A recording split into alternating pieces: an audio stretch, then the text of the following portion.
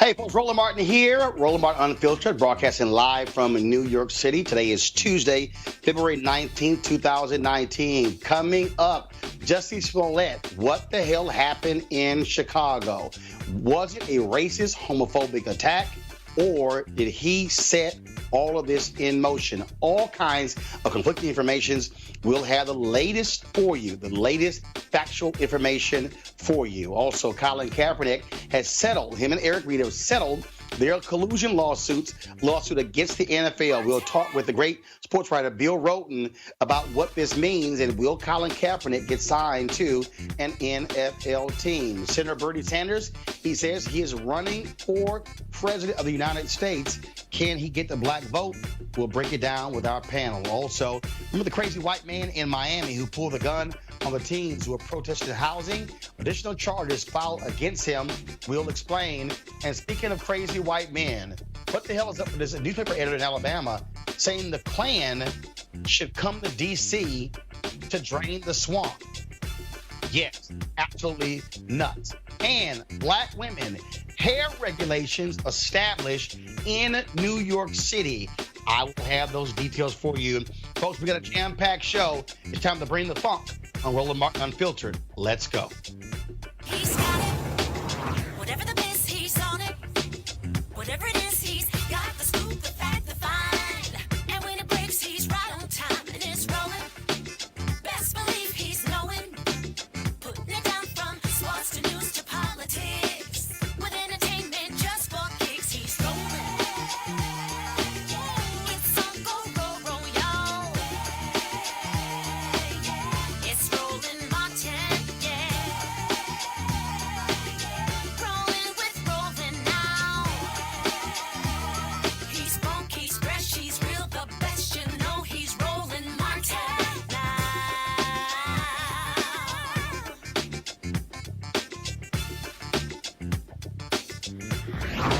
Martin. All right, folks, it was a crazy, crazy weekend when it came to the issue of the Jussie Smollett case. Remember, Smollett said he was initially attacked by two men shouting MAGA, poured chlorine on him, placed a noose around his neck. He gave interviews saying he fought back. Then, on Friday, police arrested two Nigerian men who worked on the show Empire. One of them apparently was a trainer for Jussie Smollett. They were arrested. Then on Saturday, they were released. Then police said they found additional information that changed the trajectory of the case. All weekend, since this weekend, Monday, and today, all this information back and forth that it was a hoax, and it wasn't a hoax. Jussie Smollett has hired the same criminal defense attorney who represents Michael Cohen. He now is not talking to police. He is communicating with the police through his attorney. Bottom line is this here. We don't know what happened. All these people who are now saying it was a hoax, the Chicago Police Department has not actually said any of that. We've seen some reports also say that the grand jury has been impaneled. They're looking into this. Has Kim Foxx's office, the Cook County State's attorney, has her office confirmed that? No. Has Chicago Police Department confirmed that? No. Bottom line is, we don't know any of this. There's lots of sourcing going back and forth. CNN, ABC News, local folks, BuzzFeed, TMZ, everyone is saying sources say this, sources say that. Now, I made this point on the Tom Jordan Morning Show on yesterday, and that is, folks, we can be patient. Anybody who has watched this show know what we've done is presented the facts as we know them. We have not come out and just gone buck wild crazy. What we've done is presented the facts as we know them. And as we know them right now is, it has not been confirmed by anybody in Chicago police publicly that Jussie Smollett was actually the mastermind of this attack. You also have reporting going on right now from Deadline.com that his role on Empire has been reduced. He is not going to be in the next 4 episodes as a result of this investigation. So again, what we're doing is we are continuing watching this. This is what the attorneys for Jussie Smollett said, quote, As a victim of a hate crime who has cooperated with the police investigation, Jussie Smollett is angered and devastated by recent reports that the perpetrators are individuals he is familiar with. He has now been further victimized by claims attributed to these alleged perpetrators that Jussie played a role in his own attack. Nothing is further from the truth, and anyone claiming otherwise is lying. The police do want to speak to Smollett again. No date has been set when they will sit down. That's what we know as of now. We are not going to engage in speculation, making assumptions. But let me say this, and this is critically important. If all these people were on the right were like, oh, the liberal media ran with this story. No. What the media did was we reported the story based upon the allegation of Jussie Smollett. All the people who are saying today, oh, I knew from the beginning this wasn't true, it smelled fishy. No one knew that as a fact. Our job is to report what he said happened. That's all that we know. And so again, once we have official information announced by Chicago Police Department, announced by the Cook County State's Attorney, the FBI also is investigating because of a letter that was mailed to him because they investigate crimes that go through the mail system. We will let you know when they let us know. Let's go to our second story. Colin Kaepernick has settled his lawsuit that took place on Friday with the NFL. Well, he and Eric Reed sued the NFL, alleging collusion based upon them being kept out of the NFL as a result of them kneeling, protesting police brutality. Since that took place, Eric Reed has been signed, played last year with the Carolina Panthers. In this offseason, he signed a 3-year contract. Colin Kaepernick has yet to be signed by an NFL team. The question is, how much did both of them get? We don't know. Mike Freeman, NFL writer, has speculated, based upon his sources, it's anywhere from $60 to $80 million. Others say it's not as much. They've all signed a non-disclosure agreement. We don't know. His attorney, Mark Garagos, released a statement saying that there will be no commenting on exactly what this settlement was, but it still is a huge, huge deal that this settlement was made. Joining us right now is Bill Roland, longtime columnist, sports writer for the New York Times, now also writing for The Undefeated. He is the author of the book of $40 Million Slaves. Bill, glad to have you on Roland Martin Unfiltered. Hey, Roland, how you doing, man? Always great to be with you. Yes, sir. So just your thoughts on the NFL agreeing to settle this lawsuit with Colin Kaepernick. Folks like me say Kaepernick and his attorneys, they had the goods on the NFL. The NFL was still getting bad publicity with black celebrities refusing to participate in the Super Bowl. They want this off of their radar.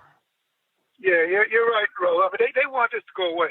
And I also agree with you that I think the last thing the NFL wanted was, forget what the collusion case. They didn't want this sensitive internal documents that may have not had anything to do with that.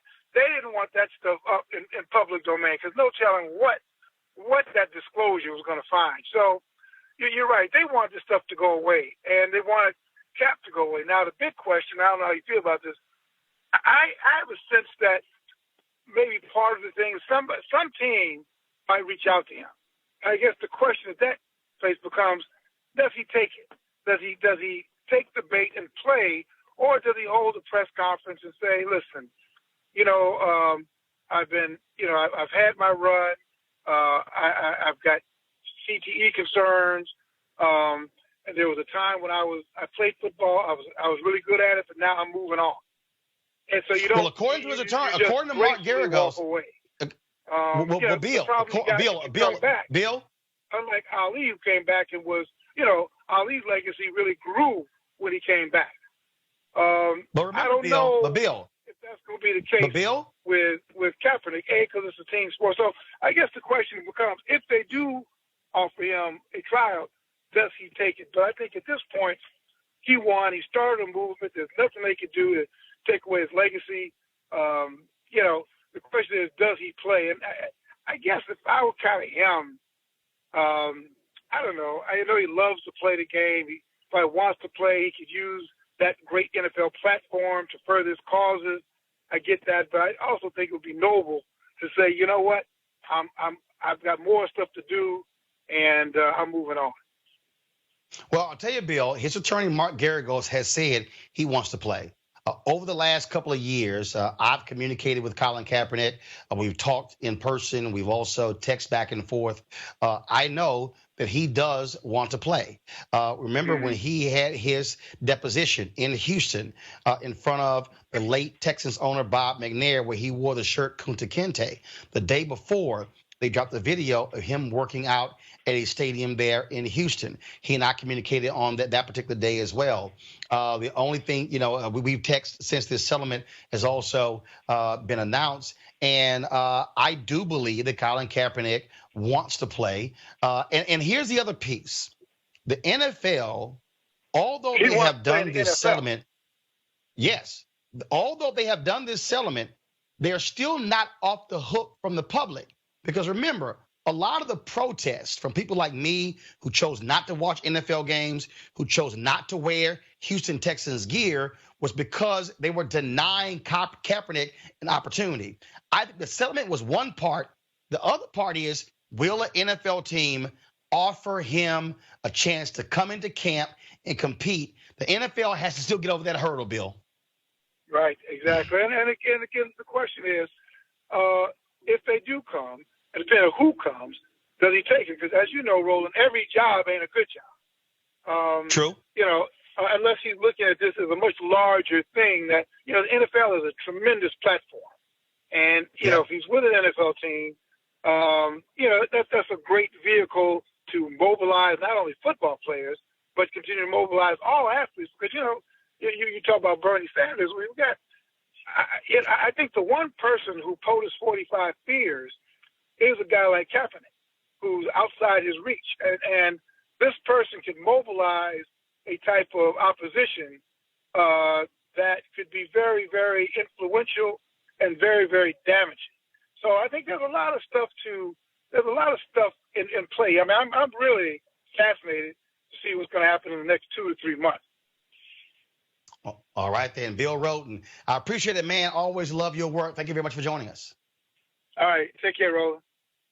All right, let's bring in my panel right now. Joining us, of course, there in Washington, D.C. I'm in New York. Julian Malveaux, economist, president emerita, Bennett College. Malik Abdul, Republican communications consultant.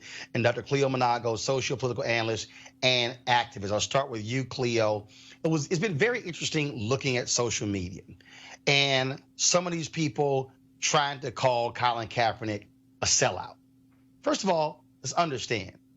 Colin Kaepernick never said, I'm not going to settle, I'm filing this lawsuit, and we're going to publicly release all documents. First of all, Cleo, when somebody files a lawsuit, a settlement is a real possibility. This is no different to me than when a black family, their son or daughter is killed by cops, and they reach a financial settlement with the city or the county or the state. I mean, and so I think it's idiotic for these people to call Colin Kaepernick a sellout because he settled. None of us didn't have the career. He was suing, spending his own money. And so if he felt that the settlement was a fair offer, I think it's nuts to call him a sellout. Well, Roland, you know that some of these people don't have a life and they do nothing but find new opportunities to call people a sellout, usually behind some kind of anonymous we don't even know who the half of them are who doing these accusations. They just need a life because it's insane to call Kaepernick a sellout. The man sacrificed a career that he loved and was good at and built to stand up for black folks. How are you going to call somebody like that a sellout? So that's ridiculous. But my question is to black folks watching, is the NFL worth our investment and our time? Because it's clearly a racist institution. I want to reiterate that the reason we're talking about Colin Kaepernick is because he couldn't get hired because he stepped up for black folks and was whiteballed as a result of that. So my question is to the community, is football worth it now that we know clearly without any question that it's a white supremacist, racist institution that has no respect for black men? And I like Roland's title of his book. It was like $40 billion slave. That's an appropriate title for his book. Yeah, Bill Roland Here's the deal, Julie. Here's a piece, Julianne. Here's the piece. The NFL is the most popular and profitable sports league in America. More than the NBA, more than Major League Baseball, more than soccer. You just look at the AAF, this All-American Football, this new minor league development league. And when they actually debuted on CBS, their ratings were higher than the NBA game. Wow. So America has this love affair and fascination with football. There were a lot of black people who said, I don't give a damn about Kaepernick. I'm not going to stop watching. I'm not going to stop wearing my gear. Same. That's the hold that football has on people in this country. Well, you know, the hypocrisy, Roland, we're here in Washington, D.C., where the football team, the Washington, D.C. football team, is named after dead Indians.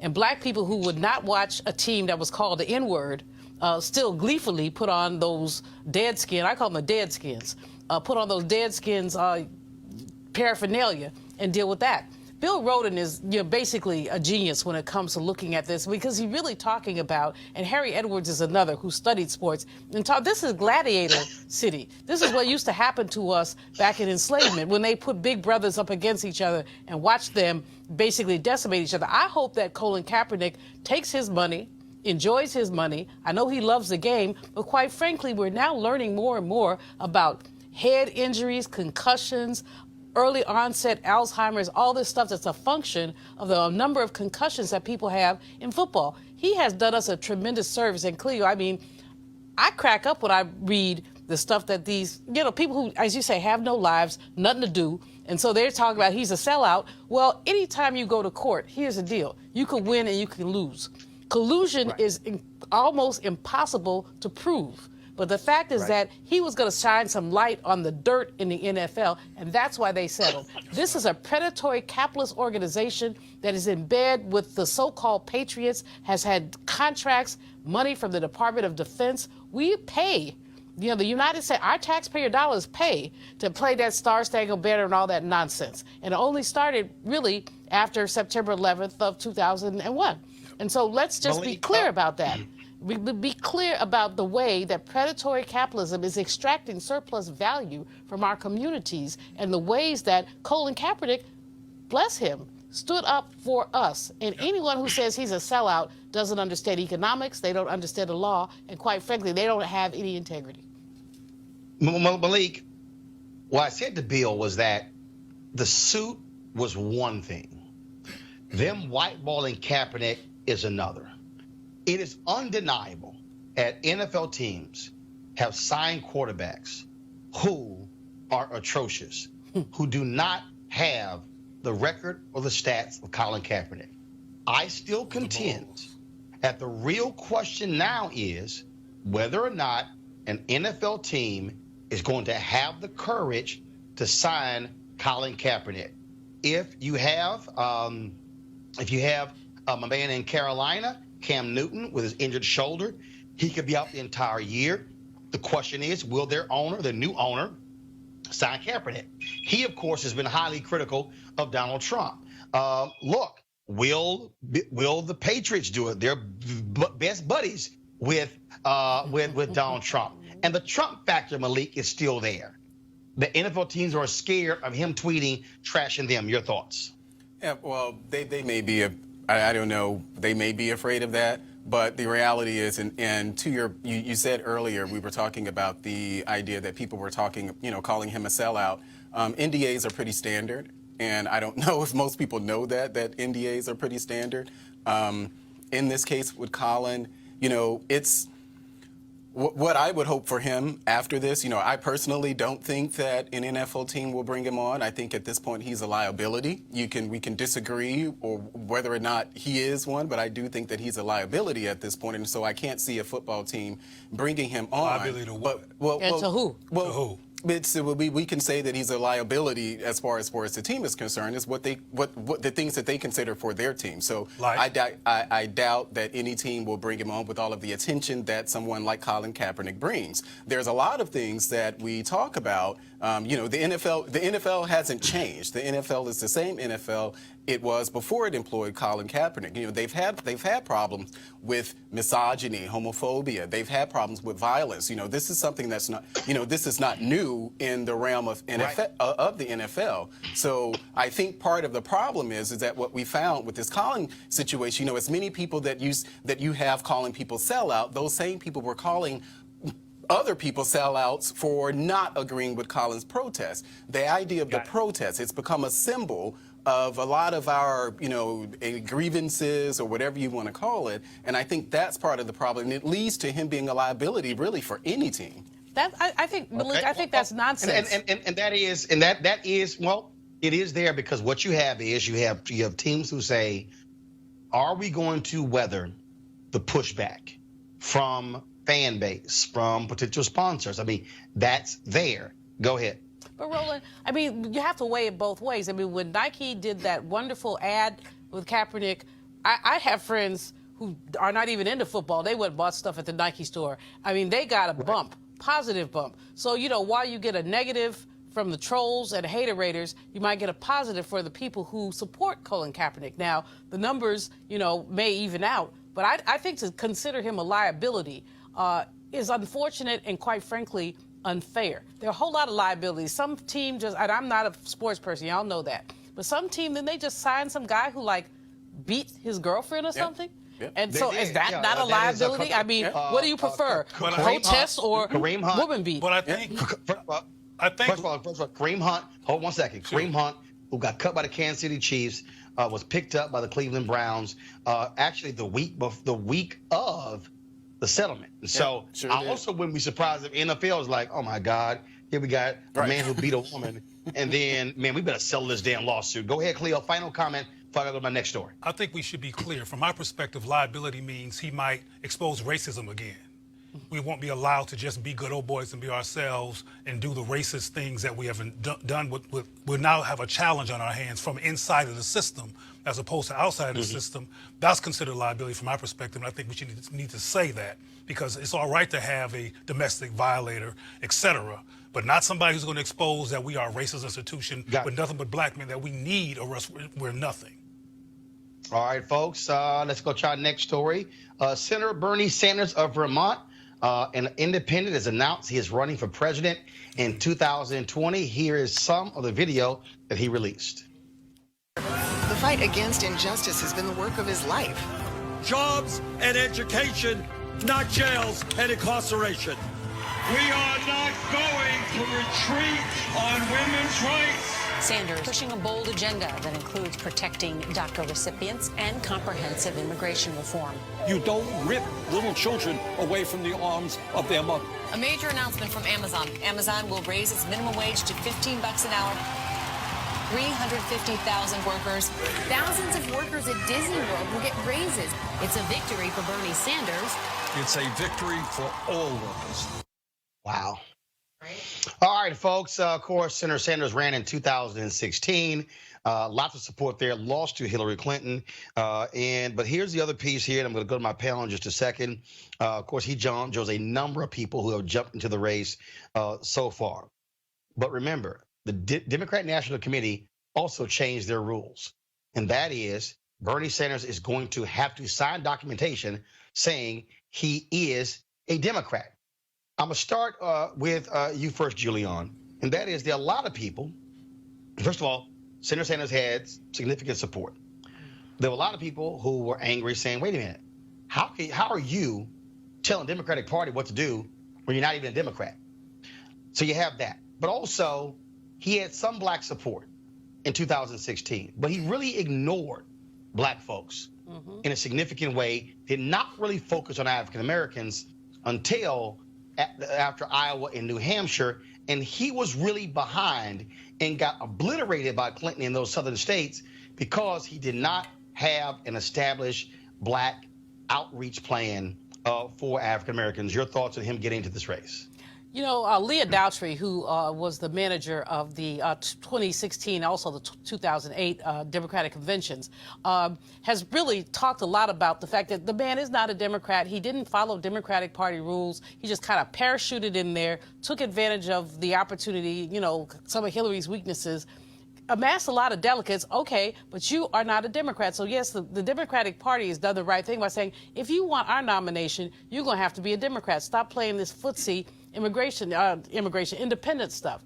The other thing about it is he really, although he has had great black support, Gus Newport, who used to be the mayor of Berkeley back in the day, Danny Glover, my homeboy, friend and colleague, folks like that, Cornel West, they supported him, but these are folks who are 30,000 feet up. They're not on the grassroots in terms of organizing. And so from that perspective, their endorsements meant something, but it did not translate into street heat.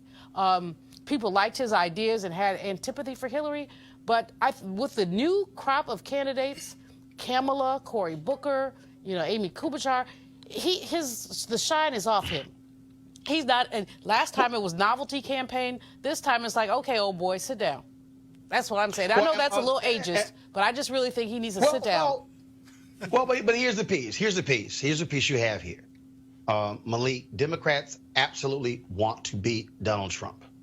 And they're asking the question, who's the best person who can? In 2016, it was three candidates. Hillary Clinton, Senator Bernie Sanders, and Martin O'Malley. Well, and really he didn't. Jim Webb was in, but really it was just two. Yeah. This time, you're literally going to have, right now you have 10. You may have as many as 15. Mm-hmm. Democrats are preparing for as many as 20 candidates. This is a different ball game because not only this, the key, which I think works in Bernie Sanders' favor, you're not going to need 51% to win. Yes. You could very well see somebody winning a caucus or a primary with 28 or 30% of the vote. Your thoughts about Senator Sanders jumping into the race? Absolutely. I actually think that Bernie still has a chance. If you look at the platform that the Democratic Party has taken since 2016, they pretty much have, well, I won't say pretty much, they have followed in some ways, many ways, the Bernie Sanders playbook as far as just the things that, well, you can call it progressivism or socialism or whatever you want to call it, but the party itself has actually taken that left tilt. And I think Bernie in many ways is responsible for that. To your point about the number of people in the campaign, I think it's awesome. I think it's great. Just like last time around, I think we had about 15 or so candidates. Whittle it down, Donald Trump ended up becoming the candidate, the nominee. I think that same thing happening on the Democratic side is very good. For people like me who was a Democrat in 2016, I knew that Hillary Clinton was not an option. So I did see someone like Bernie coming along. He really did excite a lot of people who had decided that they would under no circumstance support Hillary Clinton. I think you're going to have some of those same people now still gunning for Bernie, but when you have all of the people that you said, I think we just heard something about Joe Biden is still maybe considering entering the race. I think it's going to be interesting. But the point about Kamala Harris is that I think what I heard on the way here is that within 4 hours, Bernie Sanders raised more money than Kamala Harris did in her first, 24 or 48 hours. So although people are kind of dismissing Bernie, I wouldn't hold him out. I wouldn't dismiss him so easily. Look, here's the deal, Cleo. Senator Bernie Sanders, out of all the candidates who are running, he begins with a national donor base. $14 million. It's new, and it's new and fresh. But here's the deal. What I also understand, Cleo, that it's always not about money. I go back to Senator Phil Gramm when he ran for president, spent a ton of money, and I think he got one delegate. John Connally, who was governor of Texas. Right. Governor of Texas. Tons of money, didn't get much. Governor Jeb Bush in 2016, same thing. Yep. Candidates. And the map is different. It's no longer Iowa, New Hampshire, Nevada, South Carolina. Early voting in California will have started before the folks vote in Iowa, Cleo. And so we're looking at a totally different landscape in 2020 than we did in 2016. Cleo, go ahead. I was going to mention before you said it or you implied it, that I don't care how much money Bernie Sanders raised, he's seen as a hippie that's kind of over the hill. I agree with Dr. Malveaux in terms of the shine being off of him, but I don't think his goal is to be president. I think his goal is to do what he kind of did when Hillary ran, was be an influence, to be a so-called progressive force in the context of running for presidency. And the people that will win will be able to say, or somebody will conclude that Bernie was an influence in terms of wages, etc. I don't believe he plans on being president. And I'm also not surprised at all he raised so much money. I mean, he is a white man in the United States of America. So I mean, they tend to. But Kamala raised a lot of money within 48 hours. So Yeah, but not as much. But she wasn't. She's not Bernie. My point was, let me finish my point real quick, because I'm really literally milliseconds from being finished. Is that I understand that Kamala raised so much money, but you also make the point, Malik, that not as much money as Bernie did, and that's my point. And because he has a certain level of optical privilege and initial impulse privilege, but when the dust clears, I don't think he has a chance. You know, it's really interesting that Biden is, I think he's going to get in, and I think that Biden can raise and outdo anything that Bernie can do. Yep. And the question really becomes for Democrats, frankly, who can beat 45? And as we parse through this, a white man is likely to be the one. I mean, I hate to say that. I'd love for, a woman or a person of color, a black person really, to be the nominee. But I think that, given the demographics and the resistance to demographic shifts, that Biden is one who can trump Bernie in a heartbeat. No. Here's. But let me say this here, Kamala and this is the most, and this really is, and I understand your point, but the fact of the matter is this here: age is going to be a factor. Oh, Joe Biden, 76. Bernie Sanders, 77. Running a national campaign, traveling around the country. Yes, Donald Trump is obviously 72, who's running. But the real thing here, though, is that when you run for president, it reveals something else about you that a statewide campaign does not. It's a different animal. 2016. Many people felt the top two candidates who were going to emerge, the top three candidates were going to be Governor Jeb Bush, Governor Tim Pawlenty, Governor Scott Walker. The first two people to drop out was Tim Pawlenty and Scott Walker. And so what you're looking at here is going to be different constituencies. Amy Klobuchar, Senator Kamala Harris, Senator Cory Booker, Elizabeth Warren. Will Senator Sherrod Brown get in the race? Senator Elizabeth Warren. You have the mayor, I forgot his name right now, of Notre Dame, the governor of Washington State. You got a lot of different people who are running. And so the question then becomes, what kind of campaign do you put together? How do you connect? Can Joe Biden explain his support for the 1994 crime bill that he wrote? Can he explain his close ties with the financial sector in Wall Street and the credit card companies, being the senator from Delaware? And so it's so many different things. And the beauty of running, you got to prove it. Nobody's going to hand this to you. You're going to have to run, and you got to prove it. And so we'll see what happens. It's going to be fascinating. I do believe, though, that I think 4 more candidates are going to jump in. I still believe only 14 to 15 are going to run. I'll be shocked if it gets to 20. But what then happens if Beto O'Rourke runs? And so it's a whole lot of stuff. Guess what? We got about 15 months to talk about all of that. And so right now, we're going to move on to our next story, and that is being here in New York City.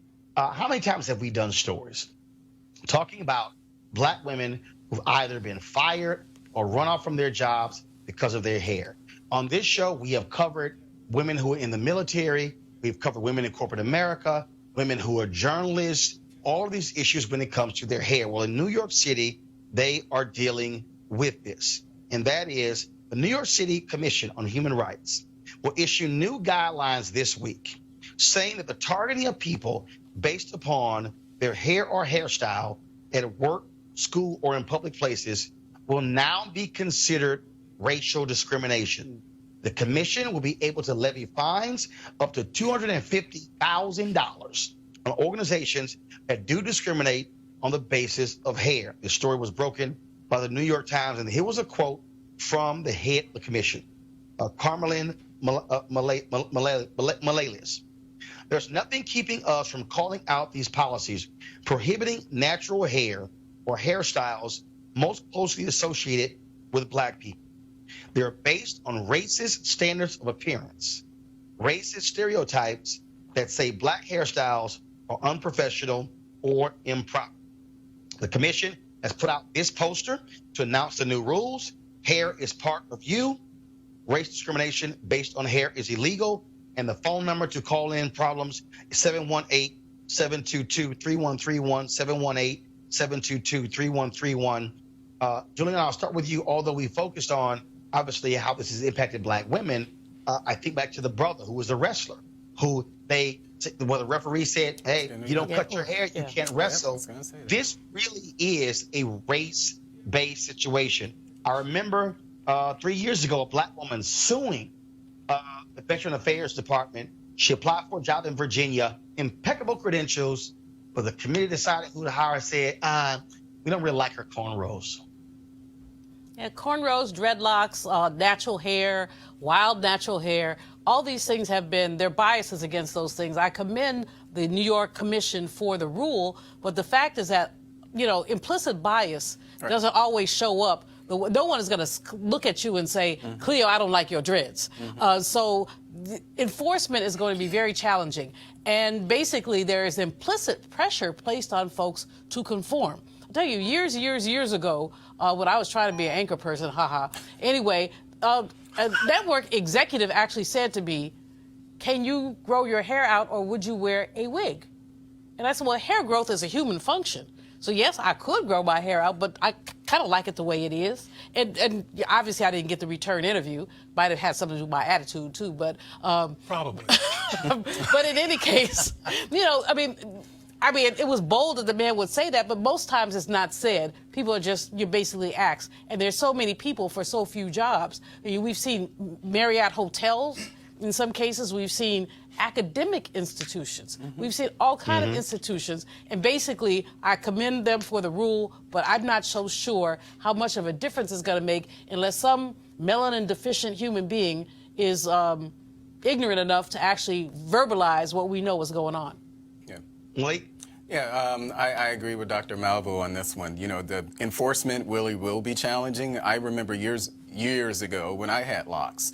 The micro You had locks? that when this black Republican had locks. You mean when you were locked up? Which one do you mean now?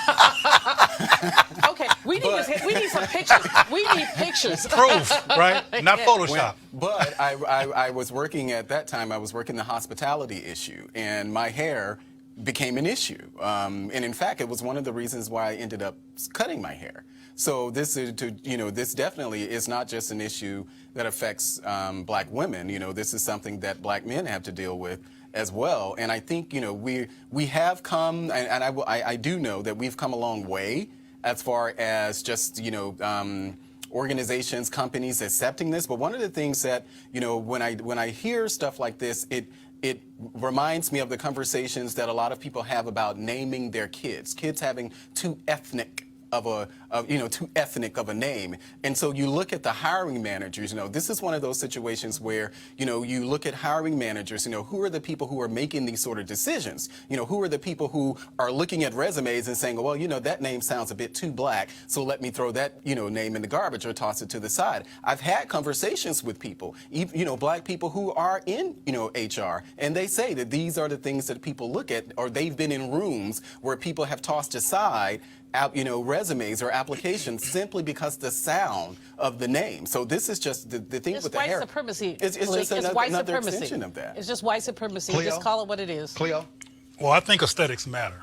And I think it's great that brothers and sisters get to have their hair and that young people get to see black people wearing natural hair and they not be self-conscious about it in terms of the adults that they're watching. So on the surface, it's a great thing. We'll see how enforcement goes, but this is good, the liberation of black hair, because it's been enslaved, and particularly with this straight weave syndrome that's going on that I won't go any further with because I might get something thrown at me. But I got something right here. But in theory, and hopefully in practice, this is a great thing, the liberation of black hair. Maybe other people will borrow New York's precedent and this is a good thing. Well, I think black children get to see this. It's good.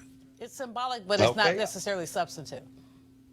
Well, bottom Aesthetics line is matter, just though. here. But here's the deal, okay? Anybody out there, if you got any issues with that, look, the opportunity to actually file the complaint, it is going to this commission is different than actually going through a legal proceeding. And so, look, whatever is done that helps, I'm down for it. Gotta take a break. We'll be back on Roland Martin Unfiltered in just a moment.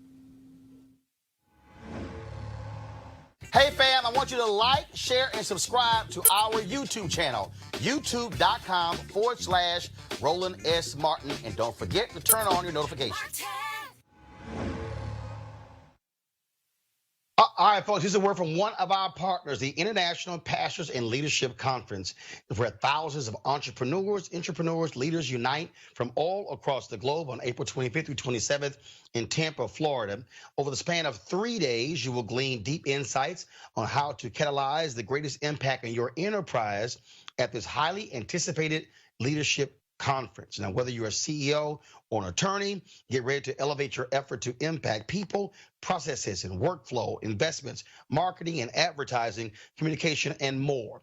The International Pastors and Leadership Conference will equip you to make a positive impact in today's cross-generational environment. Bishop T.D. Jakes, of course, the founder and visionary of the International Pastors and Leadership Conference, will lead this year's leadership conference. Joining him is a phenomenal team of thought leaders, speakers, and entrepreneurs who are called to change the world. Folks, you should be there. It's taking place at the Tampa Convention Center, again, April 25th through the 27th. It's inspired by Bishop T.D. Jakes' New York Times bestselling book, Soar, Build Your Vision from the Ground Up. The International Pastor and Leadership Conference will expand upon leadership and entrepreneurship strategies, among other themes. And now here's some of the speakers: Bishop T.D. Jakes, Corey Anthony, Pastor Teray Roberts, Pastor Craig Groeschel, Robert Brown, Bishop Dr. Pat McKinstry, Cynthia Marshall, Bishop Walter Thomas, Brett Fisher, Dr. Anita Phillips, Pastor Miles McPherson, Bishop Noel Jones, Reverend Tony Lee, Dr. Antipas Harris, Marquise Bone. Here's how you can register. Go online at pastorsandleaders.org, pastorsandleaders.org, or text PL now to 28950. Again, text PL now to 28950. You can also call 1-800-BISHOP-2. That's 1-800-BISHOP-2. Again, Bishop T.D. Jakes, the International Pastors and Leadership Conference, taking place in Tampa, April 25th through 27th. We certainly appreciate Bishop T.D. Jakes putting his money where his mouth is and being one of the partners right here for Roland Martin Unfiltered. All right, folks, let's talk about the story out of Miami. You might remember us covering this story. A group of black kids involved in a housing protest. They were riding their bikes downtown Miami. White woman gets all mad, upset, jumps out her car, accosts the student. She says one of them drove a bike across her foot. Well, then her crazy white man gets out his car, waving his gun. He gets arrested. Well, guess what? That guy, Mark Bartlett, has had additional charges slapped on him and will face a longer sentence if convicted. The state has classified his actions as a hate crime under Florida law. Now, his lawyers say the additional charges are politically motivated. Attorney Marwin Porter of the Cochran firm has filed a civil rights lawsuit against Bartlett on behalf of at least 4 of the teens. He told the Miami Herald, quote, "Based on what is readily apparent by the video, Mr. Bartlett intended to intimidate these children by his words and with a weapon. That type of conduct cannot be tolerated." Malik, is real simple. If it kept his ass in his car and not got out waving his gun, he wouldn't be in trouble. Not at all. And I have no sympathy for him. You know, I'm glad to know that cases like this, you know, we're not just covering it, that these cases are being adjudicated and people are being brought to, charges are actually being brought against the people who do these sort of things. I mean, it's unacceptable. I'm hoping that something in there regarding maybe some sort of child endangerment or something, you know, I don't know, but hopefully those are some of the charges. And then people can look at instances like what we're talking about in Miami. Maybe it'll give them second thought when doing it, when talking about something like that for themselves. You know, the real thing here, Roland, Julian, these cases need to be adjudicated. Absolutely. But even more than that, you know, the perception of black children as dangerous is what's really frightening here. We've seen a police officer, I believe that was I forgot where it was, maybe it was in Florida, grab a young sister by her braids and drag her. We saw a 12-year-old Tamir Rice being killed. Yep. The perception of black children as being other.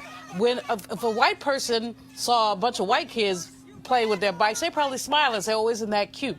But when it's black kids, suddenly it's dangerous, and some fool gets out of his car with his gun, which is a whole other story. So no, it not only needs to be adjudicated, but we need to really reclaim the beauty of black childhood and talk about what it means to be a child and what the beauty and gift of that is and how our children have systematically not had that. It's ironic that anybody can see these depictions in video and call the black children violent. Yeah. What's going on is these white people are crazy. They got sociopathic and psychopathic challenges, and they need to leave our kids alone. They're the one with the problem. They were just riding the bicycle. So I want to challenge that narrative. And I understand what Dr. Malvo was saying, because I know it's true that people claim they see black children as dangerous. But there's a psychological piece here. White folks in this age, many of them, see black people as a threat. Yes. A biological threat, a geographical and ethnographic threat.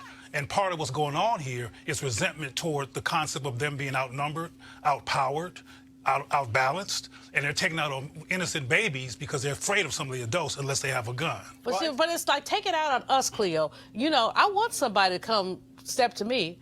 Although with my advanced age, I'm not supposed to be fighting anymore. But in any case, I want somebody to don't step to our children.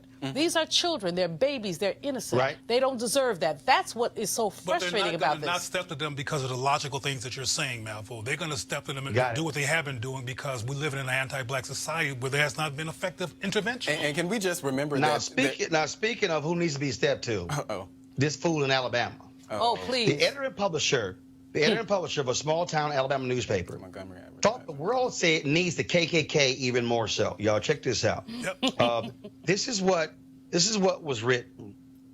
Time for the Ku Klux Klan to night ride again.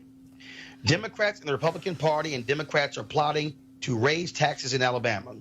They do not understand how to eliminate expenses when money is needed in other areas. This socialist communist ideology sounds good to the ignorant, the uneducated, and the simple-minded people. People who do not understand the Constitution do not like to be responsible. Slave, just freed after the Civil War, were not stupid. At times, they borrowed their former master's robes and horses and rode through the night to frighten some evildoer. Sometimes they had to kill one or two of them, but so what? This is the same. So what used when Democrats got us into World War I and World War II. Then they got us fighting in Korea. Next, when the industrial Northeast wanted more money, they got us in the Vietnam War and now into the Middle East War. If you haven't noticed, they did away with the draft so their sons would not have to go into battle. Seems like the Klan will be welcome to raid the gated communities up there. They call them compounds now. Truly, they are the ruling class. Now, guys, you didn't give me this guy's name in here. But anyway, Cleo, first of all, anytime we see crazy stories, it's either coming from Florida, Texas, or Alabama. And not Mississippi. Well, we get Mississippi in there, too. Come on now, Miller. Mississippi, goddamn, okay. I mean, there's some stuff that occurs in Mississippi. But for this fool to say we need the KKK to ride in D.C., clean up D.C., I mean, Cleo, go ahead. Roland, the man's name is Goodloe Sutton, just for the record. Goodloe Sutton, and the newspaper is a Democrat-reporter newspaper in Linden. So he needs to be called out. Goodloe Sutton. He likely will be called out, but just like Steve. What was Steve's name who got censored with the Congress? Steve something? Oh, yeah, King. These people are just taking every opportunity they can in the age of Trump to say what they want to say, and we're going to hear more. And my concern is that when we go off on these people and try to silence them, that we're silencing a phenomenon that we need to actually address because they're not going anywhere. They're here, and they're actually saying they exist, and now we can't deny it anymore. Like I've said before, which pisses some people off in terms of Trump, he's a gift that keeps on giving in terms of black people being in a coma about what's really going on in this country, and now we have to face it because it's not possible to deny. Can I just say... Let me real quickly, Malik, just because If we look at Tulsa, Oklahoma, 1921, there was a newspaper who actually had a headline, Roland, that said, "To lynch a Negro tonight." So Dick Rowland, who simply bumped up against, what was the girl's name? Sarah Page. It was a bump. It was a jostle. Yeah, I know. They decided the newspaper was active in advocating for this man's lynching. So this guy comes out of a long line of advocacy, pro-white journalism, and we can't forget about that. Yeah, well, I don't think... Malik, go ahead. Malik, go ahead. Yeah, I don't think this has anything to do with Donald Trump. This guy was who he was before there was a Donald Trump. He's a racist, and let's just be clear. But how many times have we seen these kind of But we're talking about that? But we're talking about this guy and the things that he said. I don't know if any parallel to calling for the KKK. And the problem that he has, I mean, he has his own version of history here. The KKK did not bring law and order. The KKK, the Ku Klux Klan, they were racist. They killed black people. They didn't. What he's suggesting that the KKK should come to Washington and bring some sort of order to Washington is he must be talking about death, because those are the things that the KKK did. But don't deny that Donald Trump said. One second. I will correct you, Malik, when you say the KKK did not bring law and order. Actually, they did, because individuals who were sheriffs and police chiefs and governors and mayors and city council members and CEOs were KKK members. And so we know that to be absolute fact. All right, folks, got to go to a break. When we come back, we're going to talk about the American worker and what's really happening when it comes to black wages. That's next on Roland Martin Unfiltered.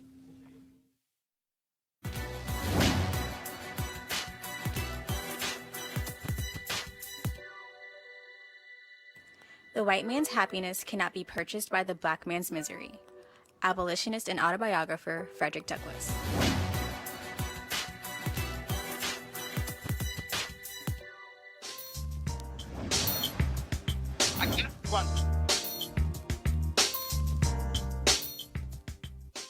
All right, folks, HBCU Giving Day. Our school is Bishop State Community College, founded in 1927, located in Mobile, Alabama. If you want to support Bishop State Community College, please go to bishop.edu. That's bishop.edu. Okay, folks, a lot of us out there want to be healthier in 2009. We want to change how we look. We want to live healthier. We want to lose weight. We want to have more energy. And so, look, I'm just like you. For me, it's all about improving my golf game, trying to get my handicap from 6.7 down to a 2, which means improving core, also having greater flexibility. So one of the things that I did was begin the year with the Herbs Full Body Cleanse. Lost about 18 pounds doing so.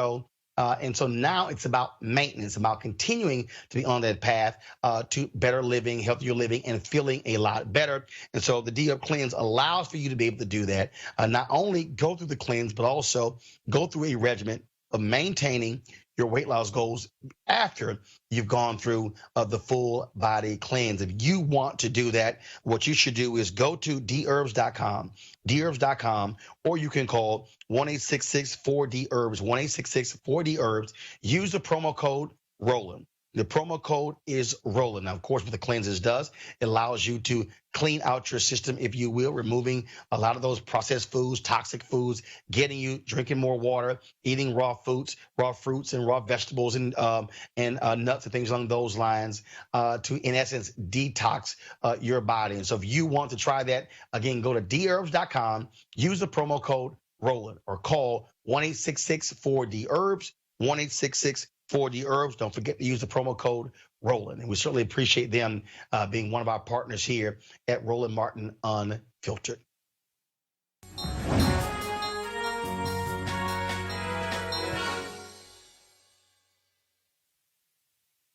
Okay, folks, right now we're going to talk about a new series that we're launching, a new segment called The American Worker. What we have seen over the last number of years, and we've talked about it on this show, the attacks on unions, but also we have now seen, based upon Lee Saunders of AFSCME, been in our show last week talking about the increase, the rebound of unions as well. But we're still seeing job losses. We're still seeing automation. We're seeing wages, how all that impacts the American worker, especially African Americans. And that was a story that actually caught my attention over the weekend, where the Brookings Institute had a particular piece that dealt with the issue of wages and dealing with racial discrimination and how they impact us.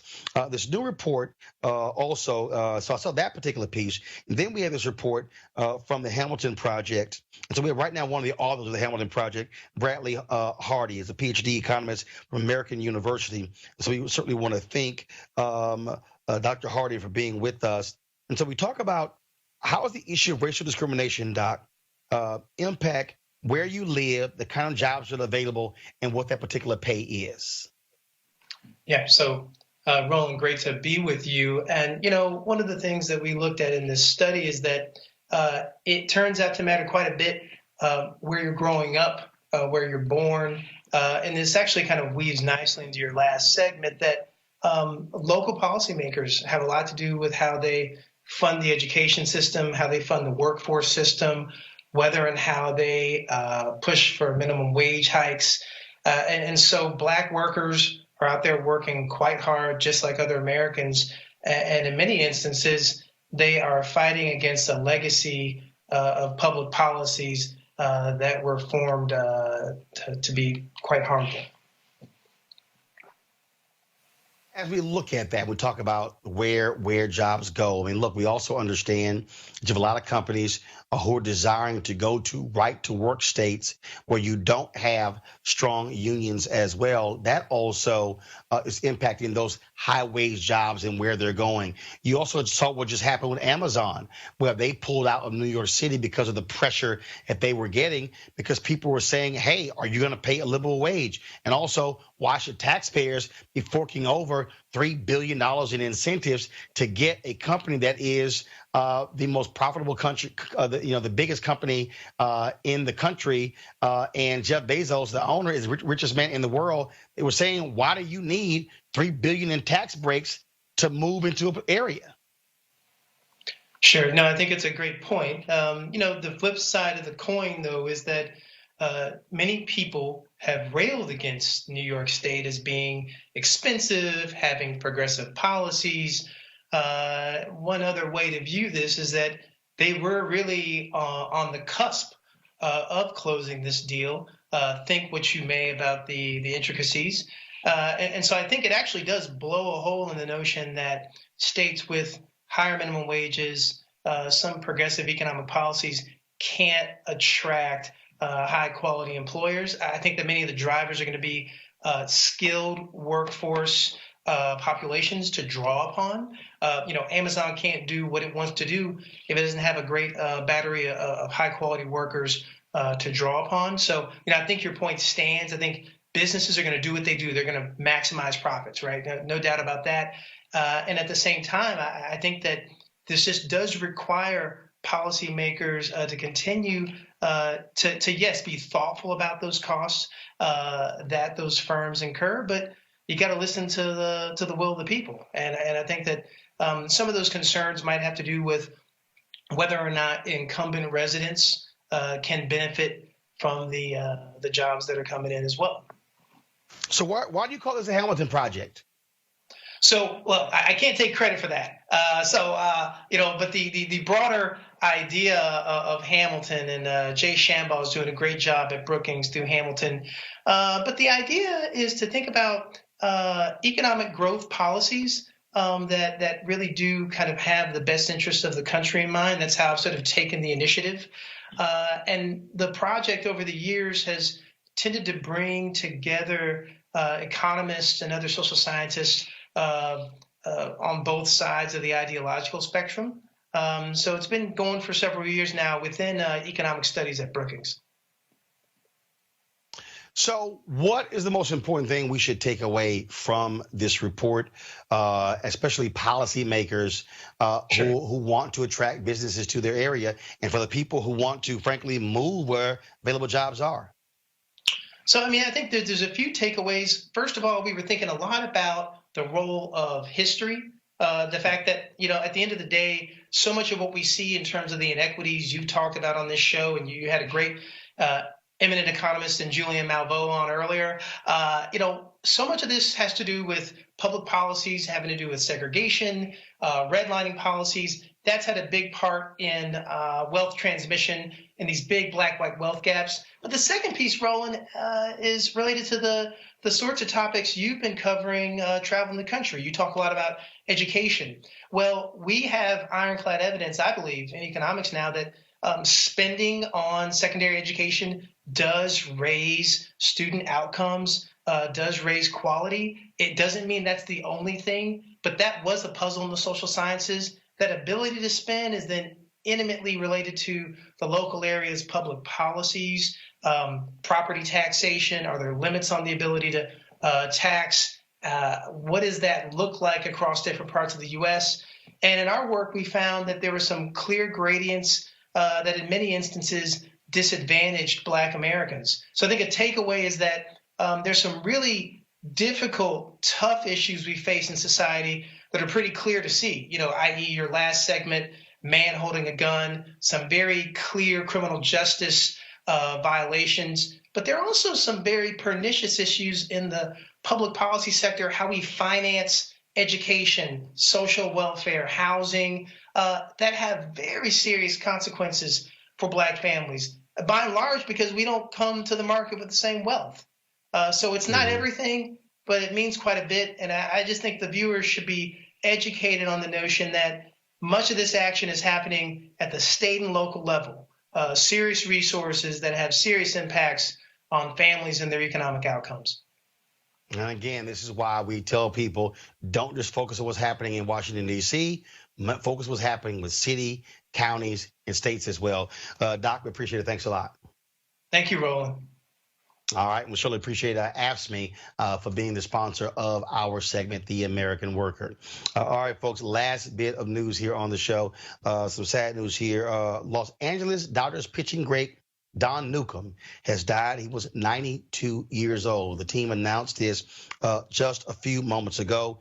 Newcomb was one of the first Black pitchers in Major League Baseball. He joined the Brooklyn Dodgers in 1949, 2 years after Jackie Robinson joined the league, winning Rookie of the Year while helping them win their National League pennant. Now, there were three of the first four African Americans in Major League Baseball were on the Dodgers: Jackie Robinson, Roy Campanella, as well as Don Newcomb. You also remember that, you might not remember, but Major League Baseball had an unwritten rule, only 3 African Americans per team. Of course, Larry Doby was the second African American who appeared in Major League Baseball.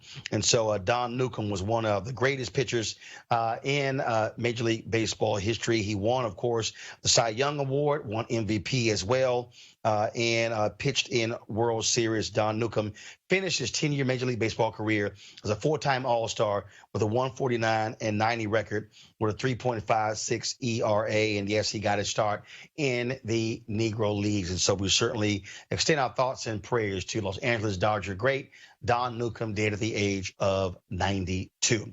All right, folks, we are done with this show. I want to thank Julian, Malik, and Cleo for joining with us. Folks, I'm here in New York City. I was speaking on a panel at Oppenheimer Funds today, and as a part, obviously, Black History Month. We were, of course, in Atlanta on yesterday speaking to Reach Educational Solutions. I will be back in Atlanta on Friday. We have my School Choice is a Black Choice Town Hall taking place at the Ray Charles Theater from 6 to 8 p.m. If you want to attend that, what you do is go to Eventbrite. It's free registration. We'll also have daycare for parents. Go to Eventbrite. Simply type in School Choice is the Black Choice and be able to register to attend our town hall. Our discussion is about educational options for African Americans, also about Black folks who want to open, start, launch, control, own their own charter schools as well. And so we'll have that conversation in Atlanta on this Friday. And so I hope you guys please do that. Also, I want to thank all of you who watched our Chuck D interview on Friday, the interview yesterday with Auntie Congresswoman Maxine Waters as well. And coming up, we have more one-on-one interviews with Devon Franklin, Erica Alexander, Erica Ash, as well as Zalahi Haneo. So we got some great interviews coming up right here on Roland Martin Unfiltered. And for you to make all of this possible, we want you to join our Bring the Funk fan club. So simply go to RolandMartinUnfiltered.com, RolandMartinUnfiltered.com. You can join our fan club using Cash App, using PayPal, using Square. All of those available opportunities for you. You can give one time, you can give monthly, all up to you. And our goal is to get more of you, of course, signing up for Roland Martin Unfiltered. That's it for me. I got to go. I'll see you guys tomorrow from Washington, D.C. Holla!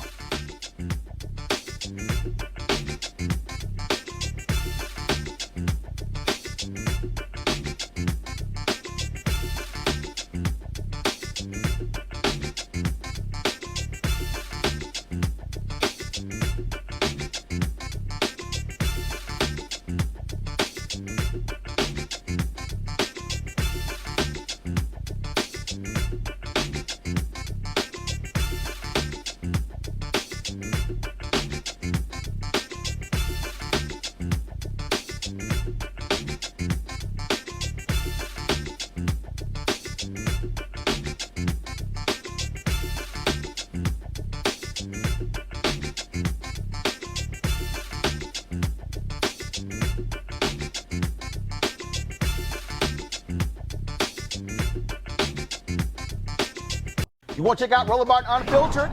YouTube.com/Roland S. Martin. And subscribe to our YouTube channel. There's only one daily digital show out here that keeps it black and keep it real. It's Roland Martin Unfiltered. See that name right there? Roland Martin Unfiltered. Like, share, and subscribe to our YouTube channel. That's YouTube.com/Roland S. Martin. And don't forget to turn on your notifications so when we go live, you'll know it. Hey fam, want to check out Roland Martin Unfiltered? The blackest show on all of digital, cable, and broadcast. Check out our audio podcast. There's only one daily digital show out here that keeps it black and keep it real. It's Roland Martin Unfiltered. Press play. You want to support Roland Martin Unfiltered? Be sure to join our Bring the Funk fan club. Every dollar that you give to us supports our daily digital show. There's only one daily digital show out here that keeps it black and keep it real. It's Roland Martin Unfiltered. Support the Roland Martin Unfiltered daily digital show by going to RolandMartinUnfiltered.com. Our goal is to get 20,000 of our fans contributing $50 each for the whole year. You can make this possible. RolandMartinUnfiltered.com.